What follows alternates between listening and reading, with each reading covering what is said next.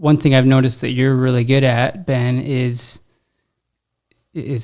delegating, like I've already said. But if one of us makes a mistake, you don't go right over it, but you do bring it up. But I don't feel threatened or like I'm going to lose my job for just doing these little mistakes. You bring it up, and then you just move right on to the next thing and the solution to the problem. And just the other day, someone I feel like made a mistake, and you addressed it, but then you gave that same person another responsibility right after that. Like you trust us and you love us, and you are willing to give us these responsibilities, even if we mess up sometimes, because you're building us up. You're building that admin team, and I think that's important. So someone who's just starting a team like this, give those responsibilities out. Know that mistakes will happen, but you're going to get through it. Your team will get through it, and you're just going to grow and become better because of it, as long as you all stick to it and keep growing.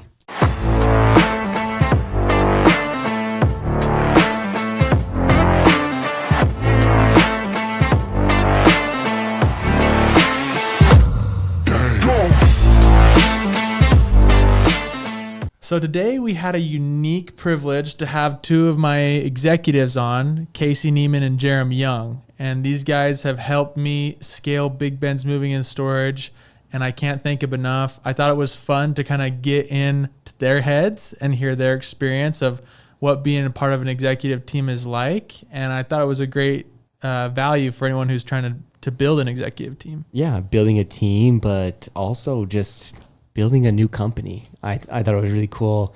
We'll go into Big Ben's and just how you scaled, but what I think is really cool is just that operating system and how you were able to juggle so many things and what you guys had to do to basically use that software to make your company more efficient, to be able to knock down on all your leads and things like that. So, I mean, actual real world advice, and almost giving the keys to the kingdom with some of that business advice. So I think this would be a good episode. You guys hope you enjoy.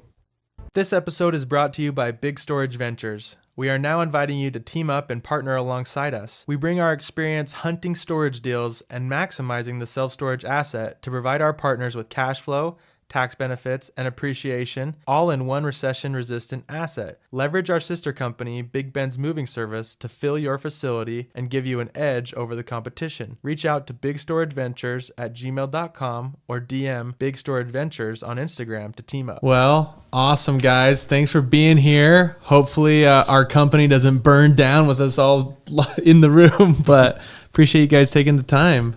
You bet. We're happy to be here.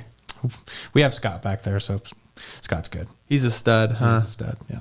Recently our new executive, but for me this is a special day because I have my inner circle here, right? Like the executives, and I thought it'd be really cool just to go through your guys' backgrounds and talk about our executive team and what makes us special, the challenges we have. But maybe let's start with Jarom and then go to Casey and talk about kind of a little bit about what makes you you, and a little bit about some of your experiences that have helped you get to where we are on the executive team. Yeah, so my name is Jarom Young. I come from a good family background. I grew up in Wyoming. My family moved here while I was serving a mission for my church. Growing up, I was a runner, and so I feel like that's one of the things that helped me develop hard work and just really progressing and improving myself through that sport. And I went to college learning communications, which is where we met. Yep, we met at college. We went to the same church group, and you and I, we had leadership responsibilities in church together. So that's how we got to know each other, and it was awesome. And I worked at Jones Paint and Glass for a while as I was finishing up school, and then we both graduated and kind of went our separate ways for a while. And there at Jones, I just didn't feel like I was going anywhere. I just felt stuck. And my wife is on Instagram a lot, and Big Ben's does a lot on Instagram, and she saw posts every now and then, and there were times where you posted that you needed help. We're on growing fast. Jobs and other things. And so there were a couple of times I reached out to you just to kind of see what details you could give me on those particular posts, those jobs that you needed help with. And I never actually took the jump at that point. Part of me, I have some entrepreneurial desires or tendencies, I guess. And so I had tried a few different things. One of those was coaching. I tried to get a coaching business up and going. And so you were one of my practice coaching clients. Yeah. And so we sat down virtually together, and that was where I really learned a lot about your business. Uh-huh. And it sounded cool, and I knew you were just a good guy, and we're building something amazing there. You didn't hire me. I didn't succeed very much in that coaching business, and so I kind of kept looking around to see what I wanted to do, and you reached out to me again, saying that you had you wanted help in your admin team. Right. Because we had that rapport, and we knew that we wanted to do business together, right? We wanted to work side by side. And so I think it was just a matter of timing, which has been you bet. very similar for everyone. We'll talk about how kind of I think the upside of working with a scaling company is that there's lots of upward mobility. You never know what's going to open up or how big we're going to go. The downside is it's all a question mark, which I think for both of you guys has been a piece of the puzzle that has been tough to navigate, but worked out well in the as far as where we're at today and where we're headed. So keep going. Yeah. Yep. And that was a great time for me. My second child was about to be born, and I just was done working at Jones Paint and Glass. And so I took 3 weeks off. I quit Jones, took 3 weeks off, and then jumped in with you right after that. And it was a little bit rocky at first, trying to find my place in the company. And then, after a while, it just felt comfortable, and there were things that I loved about it. Yeah. And we've really taken off from there, and I've learned so much, and it's been great working for you, Ben. Wow. How long ago was that? That was a year and a half ago. So you've been a year and a half. Yeah. Yep. And how much have you guys grown in that year and a half? So much. Yeah. Yep. I mean, our business has just shot through the roof. I mean, we have so much more to navigate now from an administrative point. Like, we've been getting more trucks, more crews, more locations, more everything. So it's been, and Jarom's been a huge part of it. I'm gonna direct some questions to both of you guys. I have a bunch, but let's go into Casey's backstory first, just so everyone's introduced. Okay. So yeah, I'm Casey. I was born in Lincoln, Nebraska. Lived there till I was 18, basically. As I was saying with these guys, I went to audio school, and then after I found out that I didn't really have as much of a passion for that as I thought, I went into I was looking for other things, but I was working at a company called Pull Sound for a good long time. Felt very much probably the way that you felt over at Jones, just end of your rope kind of a thing. I had actually been talking with my brother-in-law about a potential new job, and so it sounded like that was going to be kind of promising. So I jumped ship a little bit early, and then it turned out that the job that I thought was the job wasn't actually there for me. So then fortunately I had my wife's uncle, Trevor. He actually took me in for a job, and was able to do that for 2 years. It was fantastic. And then I'm blasting through a ton, but basically after 2 years there, I wasn't fed up. I really enjoyed my time there, but I could tell that, it wasn't what I wanted to do. I was just going through the paces every day. And one night I actually had a dream. Especially then, I was really into dreams. Wow. And so I had a dream that I was driving the vehicle that I would drive each day. And in this dream, I drove into a lake. And so basically, as the dream progressed, water kept rising and rising and rising. And so I was able to leave the vehicle because, clearly you roll the window down and then you like exit clearly. But like I woke up from that one, I was like, all right, symbolically, that means that there's something coming. I don't know what it is, but I'm going to be open to it when it comes. Never heard that. I love it. So like 2 weeks maybe later, I got home from my job then, and I got a phone call from John Graff. Yeah. And he was like, hey, Casey, I've talked with you about this BNI group, because something I skipped over was I actually started my own audio speaker rental company, but I just didn't have any passion for that either. Anyways, so he wanted me to go to BNI for that, so which is where I learned about BNI. Anyway, he was like, in my BNI chapter, Ben is there, and he was saying that he's needing like a manager. And, it seems like you would be the perfect fit because you're everything that he's not. Yeah. Like Ben is very outgoing. Ben is very bubbly in that way. And it's like you could level him out in ways that he probably doesn't understand.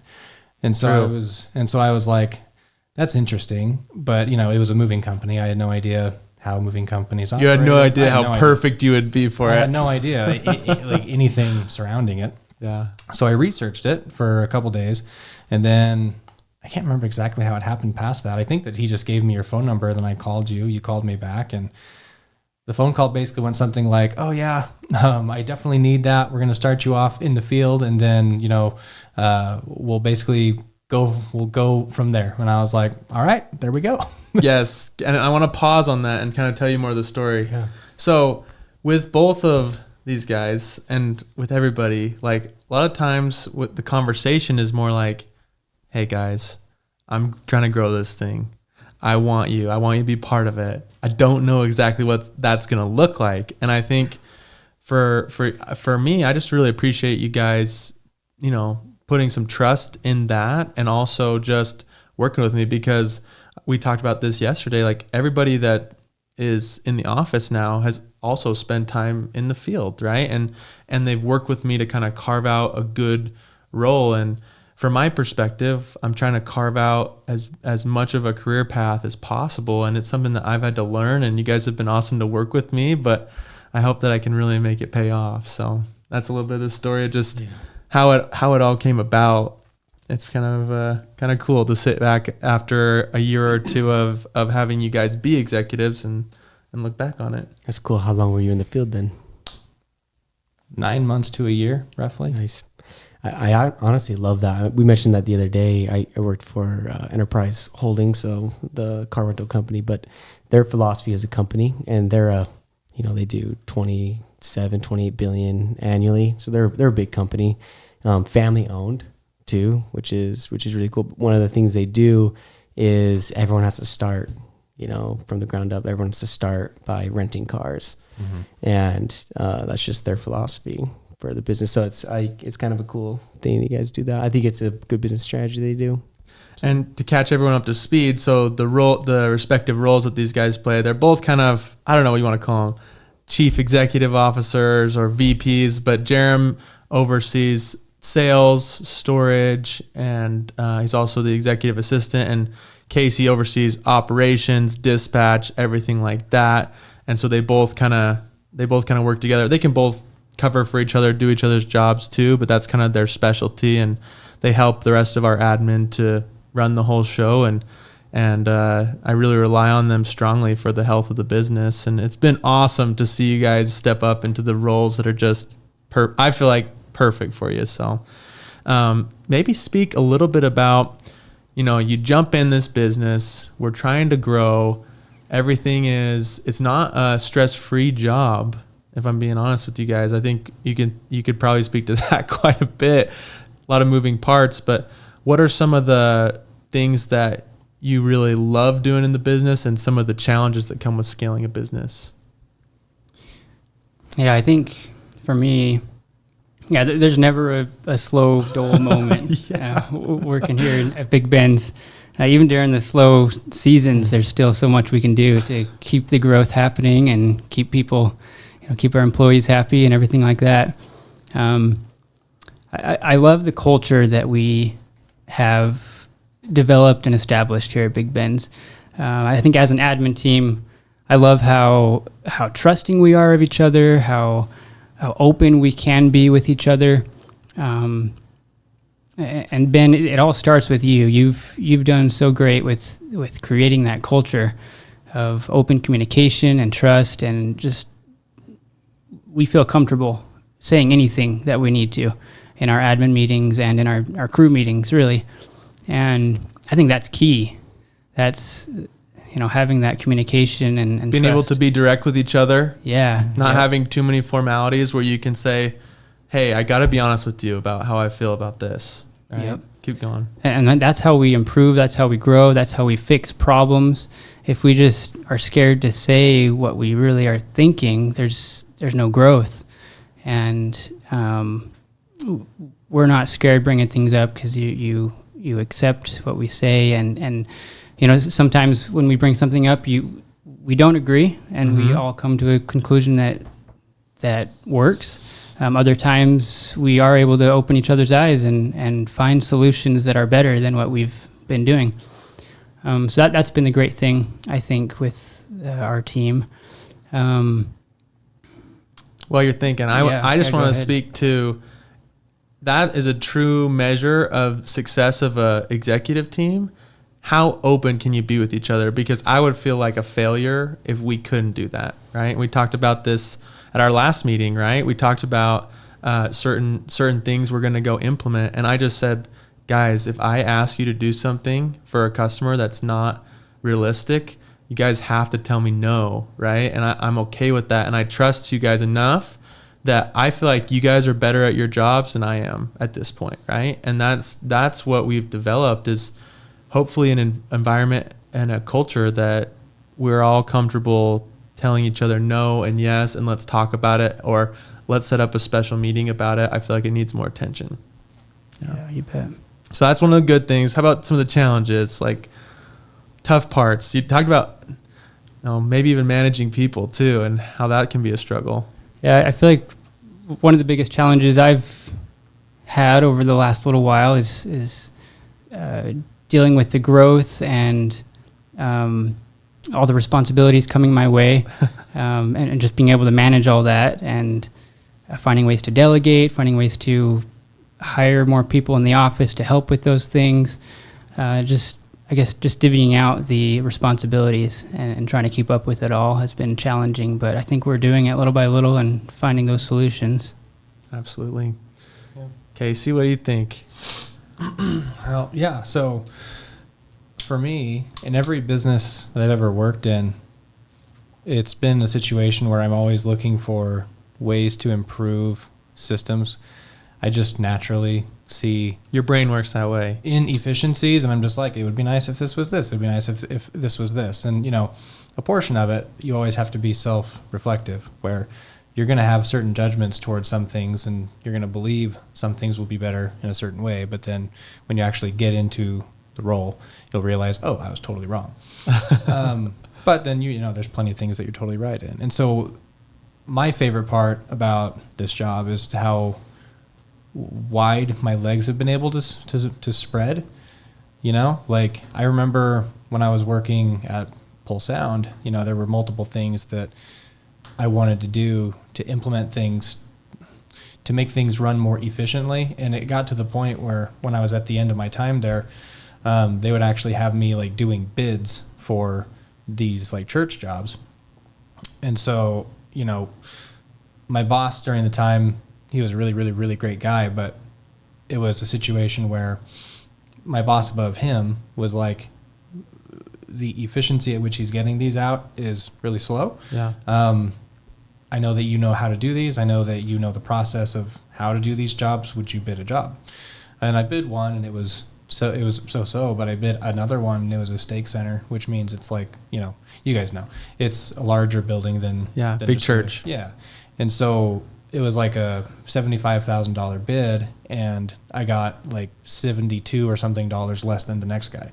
So it's like the actual accuracy was insane, and I was able to get that out in like 3 days. And so I've always like really wanted a role where I can craft things in such a way where I feel they're efficient, and I feel like I've been able to really do that in this For sure. position, you know, and that would be my favorite thing for this role. I would say like the hard parts, there's plenty of hard parts, you know, like there's the day-to-day hard parts where, you know, even sometimes during the summer when we have like long distance jobs out, Yeah. a truck will go down and they're in the middle of nowhere. Crisis. And it's just like, oh my gosh, this is insane. I have to deal with this right now. Yeah. But even my wife could tell you, like, in those moments, there's actually almost a weird rush that comes with it too. Yeah. And it's one of those things that, you know, you're just constantly, it's like a hurry and wait kind of a thing. You know, you're communicating with the guy that's there, trying to figure out what's going on. And then there's just that rush of figuring out how you're going to make it happen and basically get them home or get them to wherever they're trying to go. And while that's very difficult when you're looking at it, it's also kind of a plus. But then something that is just very difficult is just managing the number of guys that we have. Yeah. And there's many different, there's just many different types of guys. Personalities. So, thank you. There's many different personalities that go into it. And, you know, trying to make sure that you're balancing everything out in the right way. Because it's like, that's the thing that I've learned in this, is that you have to have balance in so many different areas. And it's hard to balance out, you know, this guy wants this many hours and I have to put him on this. And then this guy wants only lesser hours and do it that way. And then, you know, making sure that the day-to-day, you know, the guys aren't going to go over super duper late and then make them inefficient the next day. Or maybe a job gets staffed that's so massive that it has to go into the next day. And then that makes everything else for the rest of the week. Logistics. Total chaos, right? And then, you know, that could get into, well, I was going to have a truck for this job, but now because this is this way, it won't work that way. And yeah, those are the things. People never knew how tough it was to manage a moving company until you just explained it. Yeah. And, you know, it's fascinating in that, you know, even today with the guy that we hired on, you know, like the whole onboarding process, and granted, he had a lot of questions. They were really great questions. Yeah. His whole interview and like onboarding was like 2 hours, and it was just him asking questions, but me also going through the onboarding process. And so you don't realize how complicated it is until you really get into it. But yeah, I absolutely love it because I get to sink my teeth into it. Yes. Full-heartedly. You know, I just want to, like, the observations is cool to see, like, you know, the communication, you know, that you mentioned and how important that is, and will you guys be able to develop that with each other? I think that's really rare. First of all, Jarom, what you said, like, to be able to go back and forth with somebody and to have that, because in other companies, you want to be a yes man, or I think some companies fell because they try to be yes men to their boss or whatever, and sometimes leaders surround themselves with a team like that, and they make the mistake of doing that. I think I just want to point out, like, it's really cool to be able to land someone that it sounds like fits that role so perfectly with systems. I think it's music to any business owner's ears to find someone that wants to be efficient in everything and to build a system out. What I find really cool is that you guys get to create it. Like, you guys get to build it. And I think that's really cool. If it was a big company, you could go work for a big company. The system's already in place. It's already there. Like, you just go turnkey and show up, clock in, clock out. Like, everyone has everything written out, what to do. But it sounds like you guys get to write the book. You guys get to build the system out. Mm-hmm. You get to be a part of the growth from the beginning. And, you know, I was working for Holbrook Asphalt, and they're one of these companies that started 20-something years ago. And those guys that were there that stayed on, like, they're all doing extremely well now because it's a huge company, one of the biggest here in town. So anyways, those are just some like thoughts. It's cool to hear what you guys. It's true. You hit it right on the head. They literally write the book. Like you guys have literally written our manuals and everything. There was no manual when you came on. Like this was me on a cell phone. Literally, I have all of our jobs on like a calendar. An Apple calendar. An Apple calendar. That was signed into only your family. There's an Apple calendar and a group chat. And Yep. that is the entire infrastructure of this business. And enter Jarom and Casey, everything gets built out. Now we have manuals for admin, manuals for sales, manuals for dispatch, manuals for the team on the ground, you know, how to handle storage stuff. And so it's been really, I'm super grateful, but it's been really fun to see you guys carve out your respective roles. And we're doing the same thing with Big Storage Ventures. Like that's we're writing the manual for Big Storage Ventures. You know what I mean? Well, and that's one of the things that is attractive is to build something, to have that impact.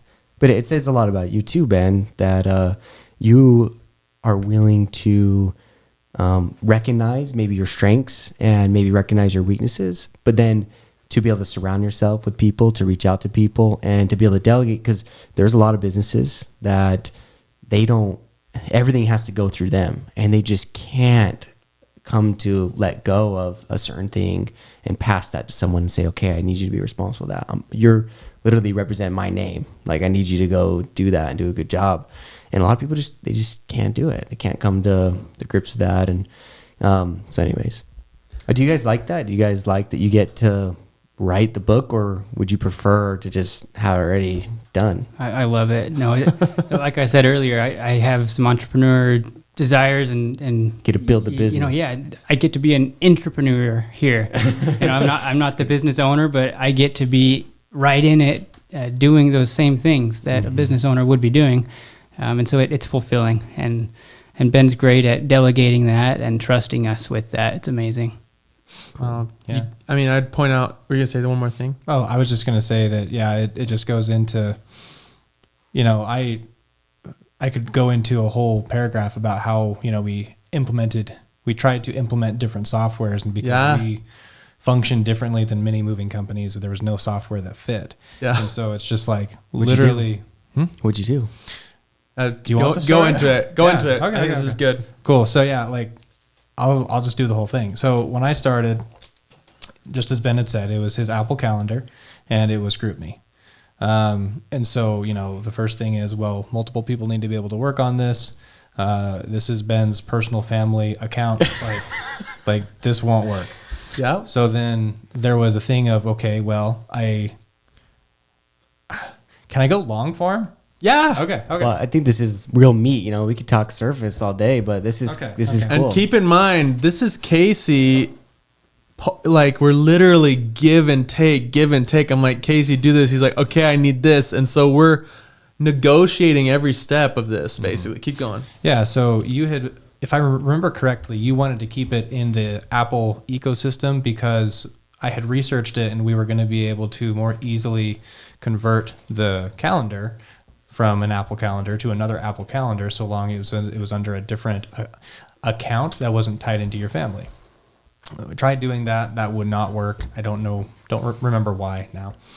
But so then I basically finally came up and I was like, Ben, like, we can't do it this way. We have to, like, the only way that I know how, because this is how we did it at the previous business, was we have to do everything via Google Calendar. Like, we'll have different calendars.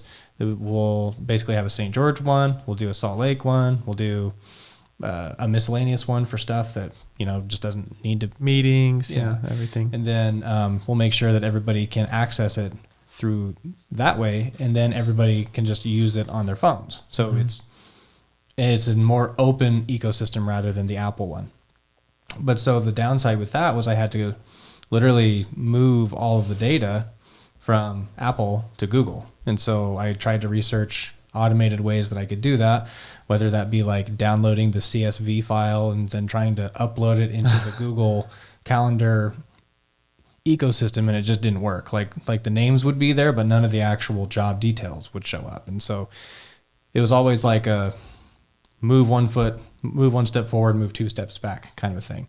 So then I was like, all right, Ben, I have to take like a couple days and literally just verbatim copy paste this stuff, and it's going to suck, but it's what we have to do. And so I did, and it was fine, really, frankly. It actually took less time than I thought. And so, yeah, we functioned like that for a good long time. Then we tried to demo all the softwares. Well, yeah. There's already moving, like an operational software. That's the real interesting part, in my opinion. Yeah.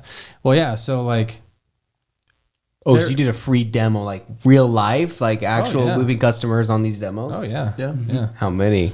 We only... Well, we'll get get more to it. softwares than customers. Okay, just get to... Yeah. And so, we functioned off of the Google ecosystem for quite a while, but there was a lot of inefficiencies that came with that. Like what? One of them specifically was knowing how many guys we were going to have on a day-by-day basis. So like we had one Google document that had our list of guys that were able to work, and directly next to their name was the days of the week that they could work. So if that would be tough, man. Mind work right there. So you have 50 guys and 10 jobs. You got to get it. You have to line up their schedule with the job schedule, with their personality, with their leadership style. And there's another wrinkle, is that in our company we give unlimited time off. So there's a time off sheet where all they have to do is put their name down within 2 weeks, and they get it off. Yeah. Or out 2 weeks, I should say. Yeah. And so we had to check that. We had to check that every day too. So we're trying to find a software that can do all this, and we're banging our head against the wall looking at dozens of softwares. Finally, Casey's like, I'm going to have to build this. Mm-hmm. Well, yeah. And so, yeah, we looked at a couple of them. Then one of them was Move It Pro. And initially I thought that it was going to be good because, kind of going back to what I had said, I had certain judgments of the way a moving company should be ran. And I was like, okay, this fits that, more natural moving ecosystem. But then I look at all the negatives of what normal moving companies do, and it just would kill our bottom line. Like we can book way more jobs in a day than doing it the way that we do it, rather than any other company can doing it the way that they do it. And it's more intuitive for the customer. Right. Customer has a better experience. It's a much easier time for them. And so Move It Pro was one. I can't remember what the second one was because it looked promising, but there was an immediate red flag that just killed it. But then there was Smart Moving. And Smart Moving seemed to be like kind of this eureka system that was going to be really great because it had systems put into it where, there was a dispatch screen where it would automatically pop up with the guys that would be available that day. On the dispatch screen, it showed the trucks, and it would look at the trucks that were going to be available that day and all this. But the thing that ended up really killing it was the way that their contracts worked. So like when you estimated a job, or when you sent paperwork to any client, if we said that there was going to be 4 guys on the job in the actual estimate, but let's say that we really actually only initially sent out 2, but 2 were going to show up later, it would literally bill the customer for 4 guys the whole time, regardless. And so then their solution for me to fix it was like, oh, well, let's just use the discount bar. And I'm like, if everything like this is a discount, then there's no such thing as a discount. Like, I'm not going to Band-Aid your system for you, no. There were some other things that had come up too, but like that's like the main one example. Like, well, yeah, that's for me, that was the nail in the coffin where I was like, I'm not going to move to this system to ease my time in this area, but then make my time useless doing other stuff. It's literally the same thing, but it costs money now. Yeah. So it's like, it just doesn't make any sense. So then after Smart Moving, just to further on that one too, we actually implemented that for a week in the field, and our guys hated it. Absolutely hated it. Like, and it had a nice UI and everything. Like it's close. On paper, it was one of those things that like, oh yeah, this should be great. Totally was like dive bombed. Go ahead. No, I'm just saying. Okay. Anyhow, I'm just thinking stuff. So then after that, I was if just you're like, listening. If those companies are listening. Oh yeah, no, I mean like for a standard moving company will do great with those softwares, but we're exceptional. We do things revolutionize it where everything is easier. Like there's way less stress. I'm getting pumped. It's like literally, like there's like so many things that have been done unintuitively for so long that, Ben, like this is one of his strengths. He can really easily see where the fat is and just cut it, and it's in a sensible way where he's really customer focused, but he also just needs to make sure that everything is getting done correctly as far as from a client perspective. And so, those softwares are great for other moving companies, but they were not great for us in any way, shape, or form. So, before we had even looked into all of the different softwares that we had tried, I had come up on a video for this software called Notion. And it was this build it yourself low code software thing.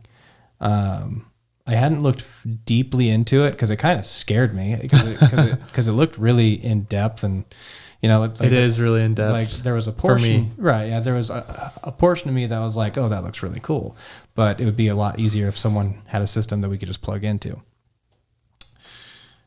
And so then I start playing with Notion, kind of creating a really prototype form of what we have now. And as I keep going and going, I come up with like, oh, well, this is a problem because it's going to do this. But then I find out that Notion has solution X that I can use, and it makes that problem go away. And there's some things that I wish would work a little nicer or had a different UI, but the time savings is there, right? And so what was really great too is that it had a really nice mobile app too. And so I just had to create like filtered views for everybody and their permission access. So I was really easily able to create like a mover portal. You can think of it like that, where they can see their day-by-day schedule and, all the details for the job. And what was nice too, like one of the complaints, and you would still technically get this complaint if you talked with some of the guys, but like one of the things that was a big contention point there for a while was that the guys wouldn't know what the jobs were as they were coming up. Like we would have to basically post a schedule for the day prior. And to a degree, we still do that. But with the current system, it's a live look at every job that's on the books. You can see what's coming up. Yeah. So like you can see like, okay, this job is going to happen. It's going to be this many bedrooms. It's going to be this many square feet. These are some of the largest pieces they've said, like I can hop on there. I can copy the address and look at it on Zillow, things like that, so that if anybody cared to look, they could look. And so it's been really great so far. And, won't go too far into this, but, Jarom has seen there's a lot of things that as I was building out the first iteration of Notion that I didn't know how to do, that I wanted to do, that as I learned more about it, I was like, oh, I can do this thing this way. So now on the side, I'm basically building out a whole new Notion system that when it's basically ready, it's just a giant data dump from the first system to the next system. But it'll be really great. I've like showed Jarom some of the features and like from a sales perspective, oh my gosh, it's going to be awesome. So you mentioned like you're describing kind of building this out in Notion. Yeah. And then you said you were describing the way it was, but it said it's not anything compared to what we have now. So are you still using Notion? We use Notion. Yeah. Still, but you've just been evolving it and building it out over time. Evolving it, is definitely the right word. Because like one of the things I really wanted that all the other softwares had was, CRM, what it means is customer relationship manager, right? And so one of the downfalls with the way that things are right now is if we have someone call in and say we've done their job before, the way that we are able to implement them back onto the calendar is search for a previous job, duplicate it, and then, basically like change all of the details to what the current job is.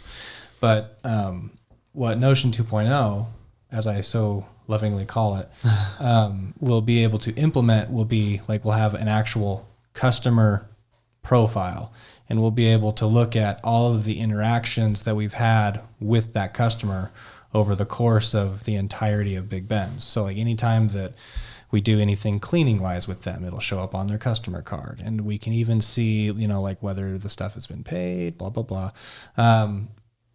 As far as from the job perspective, you can look at every job, and we can look at what the output of the QA call was, whether it was good, bad, you know, so like we have a running tally of everything. Just a database for to consolidate all your customers' information. Yes. And it's going to be nice. It's going to be really great, you know, and like, frankly, there's a lot of people that are already dealing with systems that have that, but there's something to be said for having a software that you can do whatever you want with, because there's so many people that just buy into a software just as we were trying to. And like, you know, you want something and you basically just have to like pray to the devs like, hey, can you please make this a feature? And then maybe they'll email you back saying, oh yeah, that's in our timeline. And then you never know.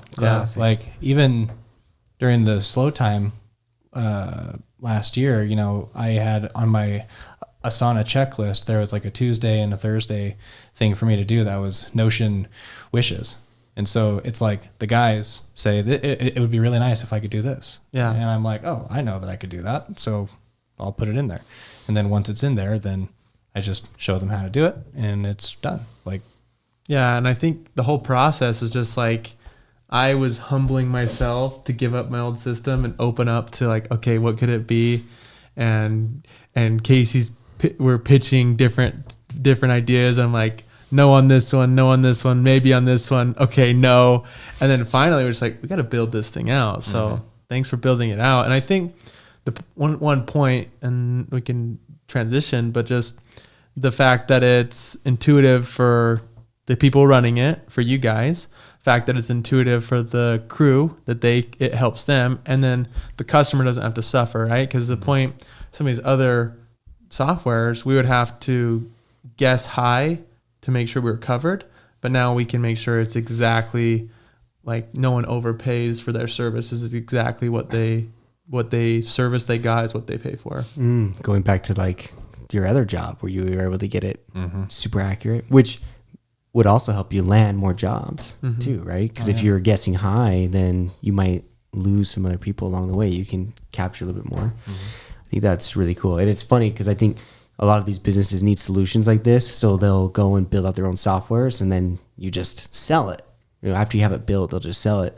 And that's where it doesn't fit because you find all these, everybody does it different. And so you find that you'd have to like customize it anyways and get it done. And, you know, and then they just say, oh yeah, it's on our list, but they're never going to do it. Why? Well, it's like that's a bunch of money for a customer that's already paying. Right. Well, and software development in and of itself is so costly. Yes. You know, like if we wanted to build out a system the way that we have it, that, you know, was some software dev will probably correct me, but I mean, like you're going to be talking like tens of thousands of dollars in order to make, you know, a legitimate software that will do everything that we want it to in a perfect UI and have everything work as smoothly as possible. And it's like Notion costs us like $64 a month. Yeah. You know? Yeah. And you can piece it together. I know firsthand because we're building exactly that at Holbrook, an entire completely comprehensive from first contact all the way to the end. And it's hundreds of thousands of dollars in, and, you know, test after test. It's like been 2 years and it's still hard, but it's really cool too. As a business owner, like I like what you mentioned, because you start it and you kind of figure out a system to run that business. And that's like kind of the way you did it and the way you know it. And you have to be willing to let go of that and then transition to another thing. And that's not easy. Again, going back to, I know a business personally that it's just, that's like the holdup. You just can't let go of this system you have, even if it's going to benefit you, you know, tenfold later. It's just so hard to do, actually. Yeah. Jarom, maybe share. So your roles, you're the VP of sales and you're also you work kind of side by side as my executive assistant too. So maybe share one thing you've learned about sales, because I know you've gotten really good at it and really comfortable with it. What have you learned about people? And let's go with that first. All right. I love communicating with people. I think I am introverted, but I do love like one-on-one interactions. And I think one of my strengths is listening. And I feel like that's important in a sales position, is really listening to the customer and understanding their needs. And then the way you respond is by addressing those needs. And if we can provide that value that they're actually looking for, then they're sold. And but that comes first by listening to what they need. And so I think that's one thing I've really learned and developed over the last little while. It's become a serious strength. I mean, I remember when we first went out, you would kind of shadow, but now it's like, I don't even think about that anymore. That was one thing that I think is tough to pass off, right? Like if you're worried about sales dropping, you're going to hang on to that and give that up. And I did give one of the last things I gave up, but you've really stepped up, and you and Hunter, and we have other guys, obviously Casey and Devin and Scott, they all do sales, right? But you've really stepped up and taken that role. So it's fun to watch. Thank you. Yeah, it's fun. I enjoy it. How about the chaotic world of working side by side as my executive assistant? What is that like? It's fun. Yeah, it's fun to be able to see a different side of you, and just really. You see me with bedhead instead of sharp, right? Right. Yep. Yeah, I do. But it's just fun to really get to know your personality better and your strengths and weaknesses, and just learn from you as a leader. And it's fun to be able to take some of those things that are holding you back by trying to do on your own, and I'm just able to take some of those things from you so that you can focus on the bigger picture and really grow the company. So it's been great. So amazing. And I want to point out, like, really the things that earn you a seat at the table, you guys, because it's something that I could say about all three of you guys in common. And the biggest one is trust, right? Like, you can have as competent a person as possible, but if the trust isn't there, like, that's really what builds, I mean, not just good, partnerships in business, but marriage, right? Like friendships, like, and I really, like, you guys have all lived that kind of way that I trust you. And I know that that's not easy, right? We've had people that we thought we could trust that we didn't, but I think it says a lot about your guys' character and the loyalty, right? And I think the loyalty of just being willing to take care of each other. And all three of you guys are self-starters too. Like, I don't have to worry. Like, if you guys say you're going to be working on it, you're going to be working on it. And that's something really special, I feel like, especially in today's society. So I just wanted to point out a lot of those things. And the leadership, the fact that you guys can each lead other people is a big deal too. So thank you guys. And thank you for You're welcome. for trusting us. I mean, I think as the business owner, you don't have to give us your trust. You give up a lot by giving us the responsibilities that you do, and that makes a difference as well. Well, I appreciate that. For me, I thrive on that. Like, I do so much better when someone gives me, hey, this is where I want to be, and let you go do it. And I don't think I would do well if I was being micromanaged. I would hate it. And it's kind of going back. I really like what you mentioned, the entrepreneur versus intrapreneur, because it's kind of, what it is. And I don't know if you'd want to speak to that a little bit more, because I find it fascinating, people's paths, why they take the path they do. And it's cool to hear your stories on why each of you kind of got here. But I mean, do you have any thoughts on that? Like, why you chose to be an intrapreneur rather than an entrepreneur? Yeah, I mean, one day maybe I will start something on the side and you know, see where that takes me. But now's not the time for that. I know right now I want to be a part of this team, and the way Ben has structured it and the responsibilities he's given us, I'm really able to use those skills and desires that I have to build something and improve systems and grow my own personality and strengths in this role. And so it's great to be able to develop those now and in myself, and be able to build other people in this role as well. And as the company grows, it's like there's just going to be more and more opportunities, and they'll have an entrepreneurial mechanism, right? Yeah. That's something I'm learning right now. So yeah, it's so fun. yeah. I do want to ask, like, because we've hit on the culture, we've hit on our team, like, you know, there's a lot of people outside this room that we got to kind of be thinking of too, but what do you feel like makes us special as a team? You know, we talked about we're growing, we're having fun, but give me some reasons, things that set us apart that you think are reasons you want to be a part of this.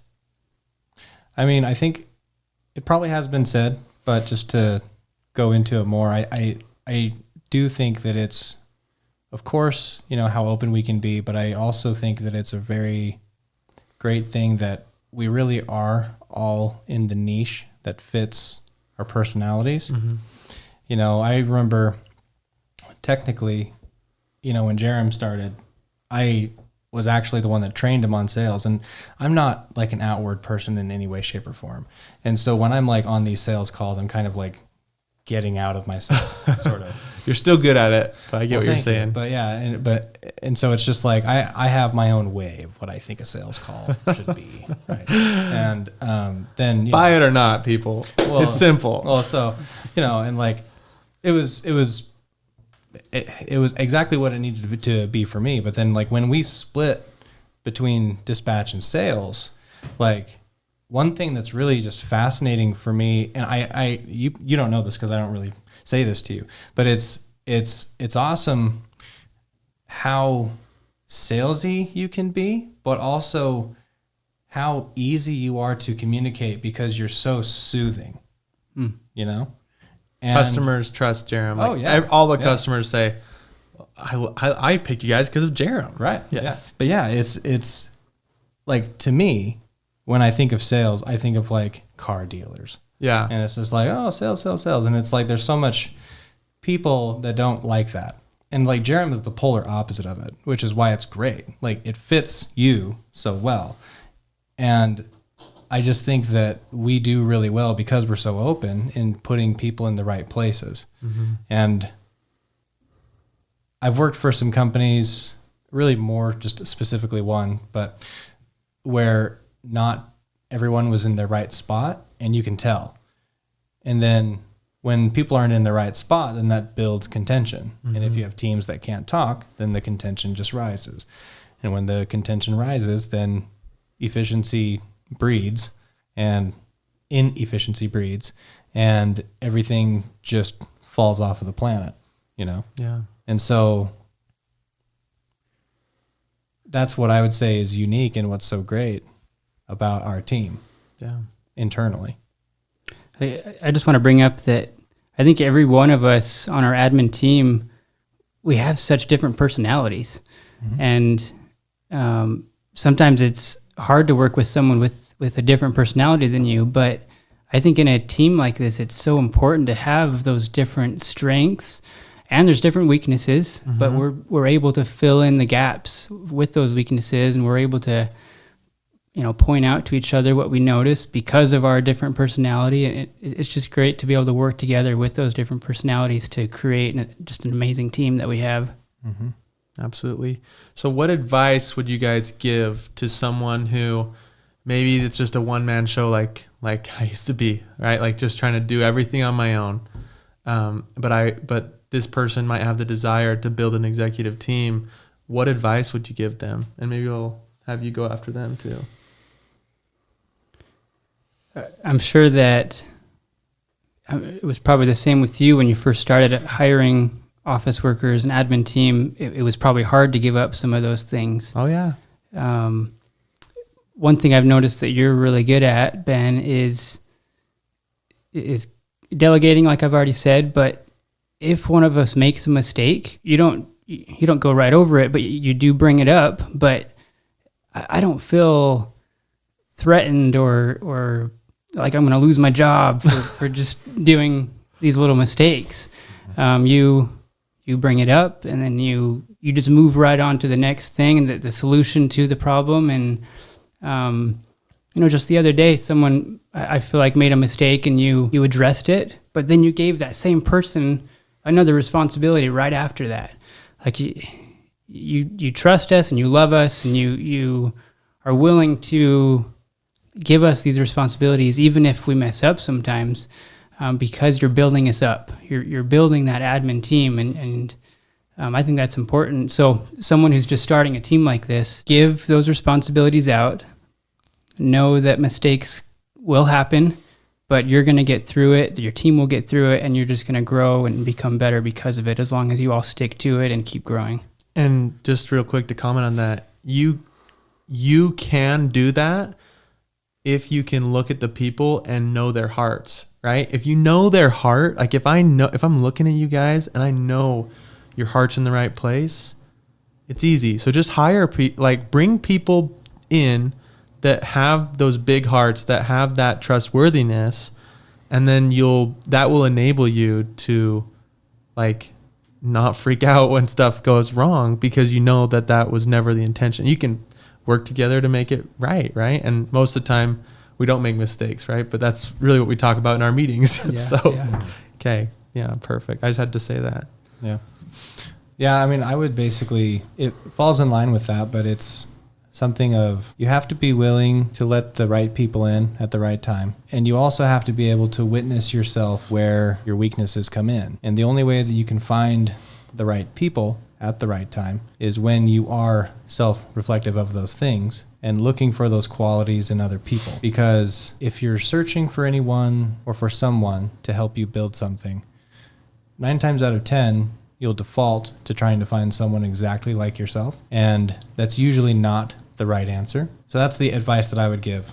Be very open to who you invite in, while also being self-reflective upon yourself. I love it. I would say, you have to be willing to take a step back. I think every time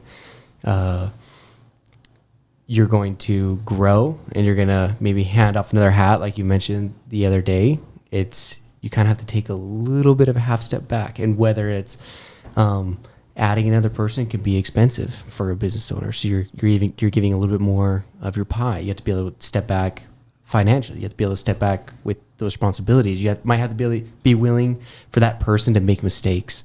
And I think that's one thing that you're good at and are willing to do, and to be able to give someone that responsibility, let them go through it, let them make those mistakes and grow. So I think anyone that wants to build an executive team, they'd have to be able to accept those things and be willing to do it. And it's not easy for everyone.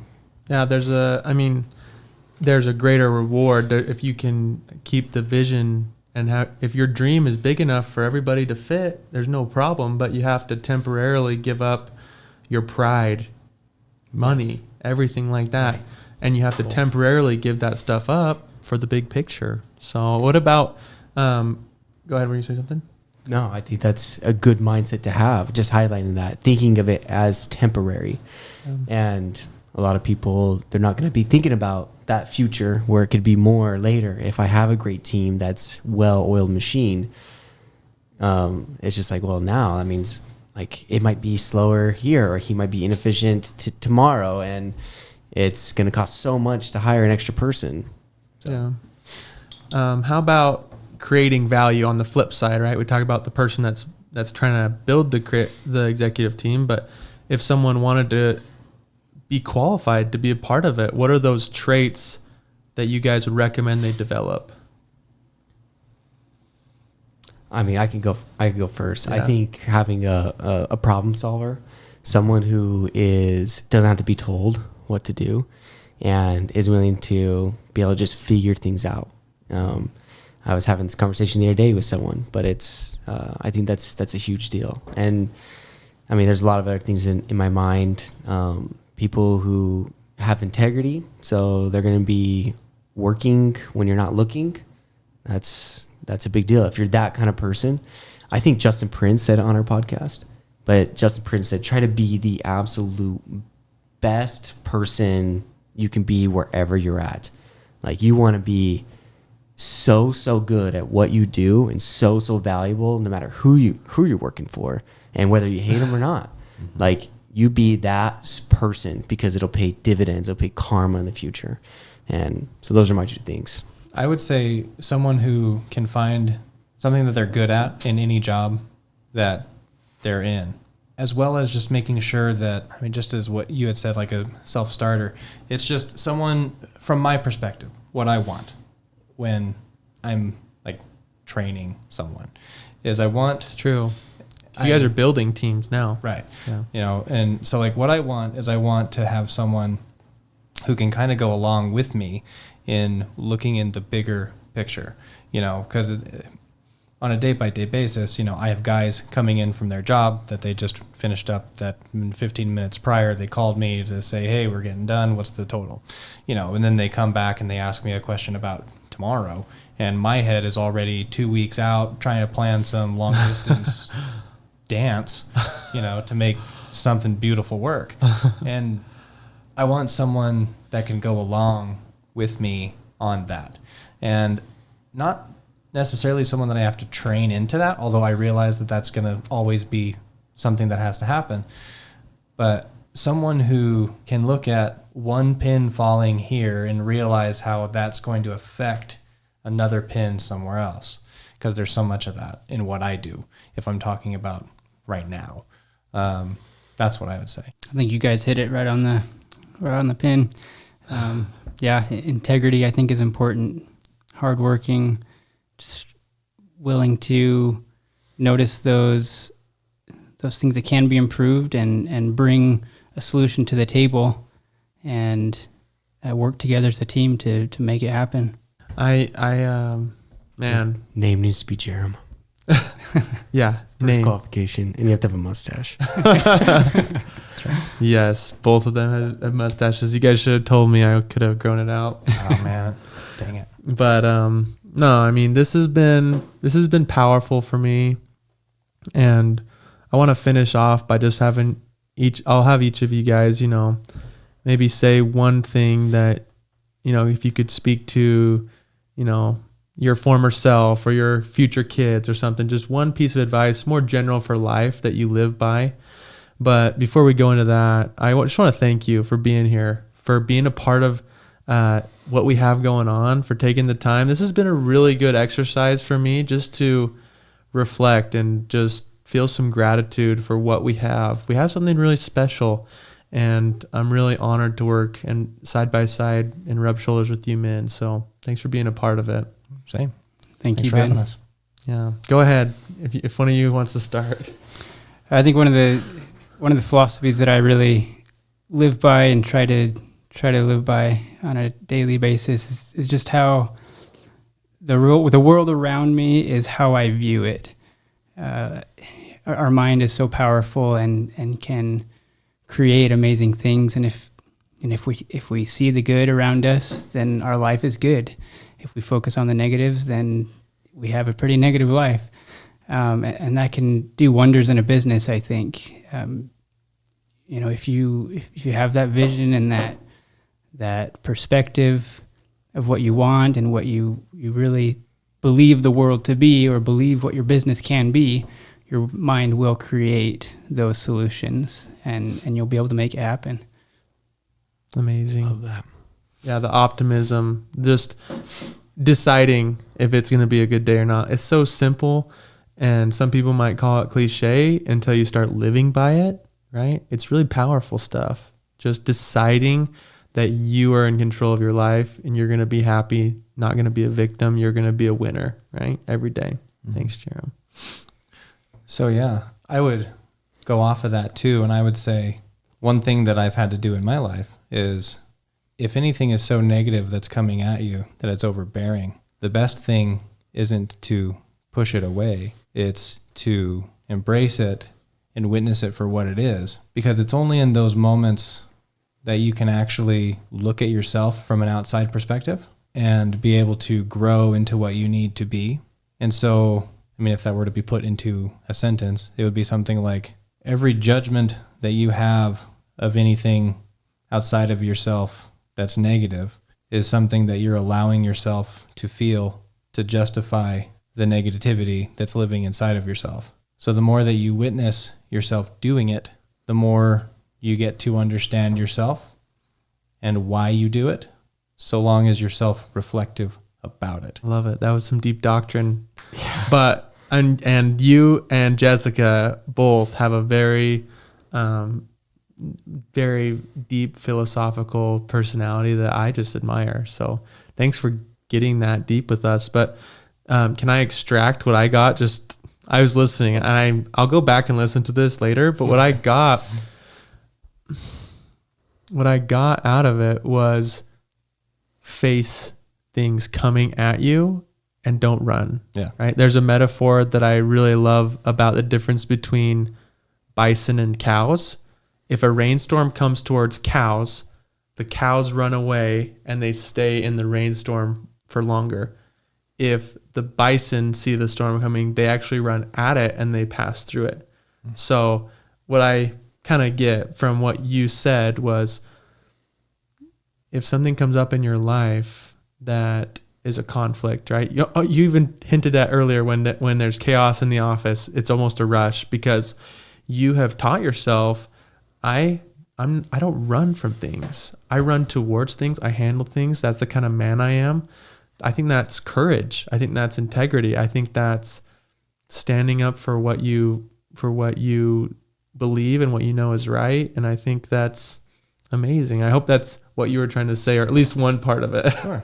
Yeah, no, I mean, and it goes into multiple facets of life. It's like, I mean, I try to be as open with you guys as I am with my spouse, right? Yeah. It's like, the only reason I think that anybody can ever have any kind of a successful marriage is because of how open you are. Yeah. You know, and if you're ever feeling any contention, it's never the right thing to let the contention brew. And you always need to bring it up regardless of how uncomfortable the conversation is, whether, you know, how much in the right you think you are, or how much in the right the other person thinks they are. You know, there's so many things to it. But yeah, I mean, like, the yin yang is half light and half dark for a very specific purpose, in that you can never be all light and you can never be all dark. And so they are equal but opposite of each other. And you have to figure out the way in your own life to where you can equal out your own positives and your own negatives. And that's where balance comes in, you know? Yeah. I love it. Yeah. I've always believed that one thing you mentioned, shining light on things, bringing things out in the open, you know, not letting them sit in the darkness. So if you have a conflict that's in your mind, something that's bothering you, if you leave it in the dark, it's just going to sit there and grow like a bacteria. But shine some light on it, then you can finally eliminate it and get that relief. So I like that. Mm-hmm. I appreciate it, guys. I think this is a powerful episode. This is something different than we've ever done, but I've got a lot out of it. And just learning more about you guys and your perspectives just does me good. I think everyone listening is going to really come away with a lot of power, being empowered from what you guys have taught today. So thank you. Thanks for coming on, guys. Yeah, thank you. Yeah, thank you. That's another episode of Beyond Networth Podcast. Woo-hoo! Thanks, everybody.